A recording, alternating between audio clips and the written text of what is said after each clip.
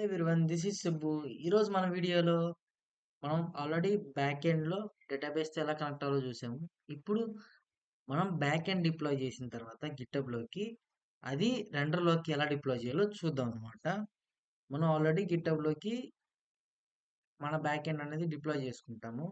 ఆ డిప్లాయ్ చేసుకున్న తర్వాత మనం ఎలా డేటాబేస్ బ్యాక్ ఎండ్ అనేది ఎలా రెండర్లోకి డిప్లాయ్ చేయాలో చూద్దాం అనమాట. మనం ఫస్ట్ ఆహ్, ఏదైతే రిపాజిటరీ ఉండిద్దో అది ఓపెన్ చేసుకోవాలనమాట. ఇది మన బ్యాక్ ఎండ్ రిపాజిటరీ. మనం రెండర్ యూజ్ చేస్తున్నాం కాబట్టి రెండర్ అనే ప్లాట్‌ఫామ్‌కెళ్ళాలి. రెండర్ ప్లాట్‌ఫామ్ ఓపెన్ చేసి మనం గిటబ్‌తో కనెక్ట్ అవ్వాలనమాట. కనెక్ట్ అయిన తర్వాత ఇక్కడ న్యూ ఆప్షన్ కనిపిస్తుంది కదా!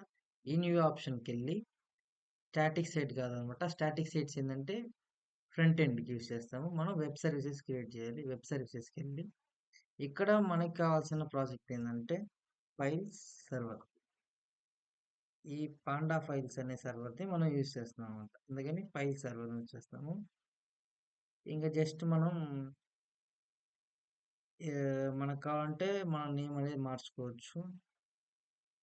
ఎస్ఆర్‌సిలో మనకు డిఫాల్ట్‌గా ఇక్కడ డైరెక్ట్‌గా ఉంటది కాబట్టి ఫైల్ మనకేం అవసరం లేదు.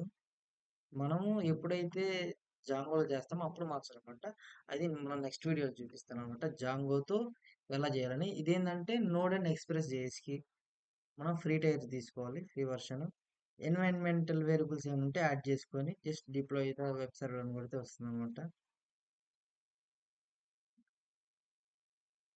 ఇలా 1 మినిట్ అలా తీసుకునేది అనమాట ఇక్కడ డిప్లాయ్ చేసుకోవడానికి.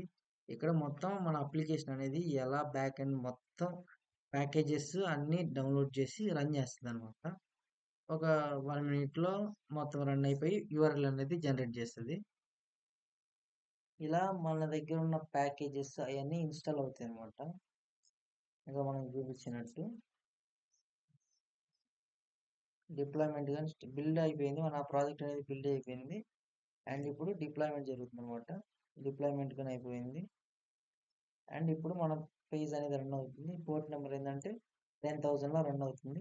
ఇప్పుడు ఏమైతుందంటే మన యూఆర్ఎల్ అనేది ఒకటి జనరేట్ చేసిద్ది. ఇది కనిపిస్తుంది కదా! ఇదే మన యూఆర్ఎల్ అన్నమాట. మన యూఆర్ఎల్ ఓపెన్ చేసినప్పుడు మన బ్యాక్ ఎండ్‌లో ఏ అయితే ఏపీఐస్ యూజ్ చేస్తామో అయి అనేది ఈ యూఆర్ఎల్‌లోకి వచ్చేస్తదన్నమాట. ఇలా మనం బ్యాక్ ఎండ్ అనేది కనెక్ట్ చేసుకుంటాం.